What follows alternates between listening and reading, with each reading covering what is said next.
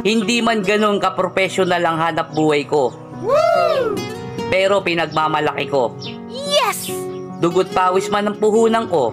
Wow! Wala akong dapat ikahiya sa inyo. Marangal ang trabaho ko.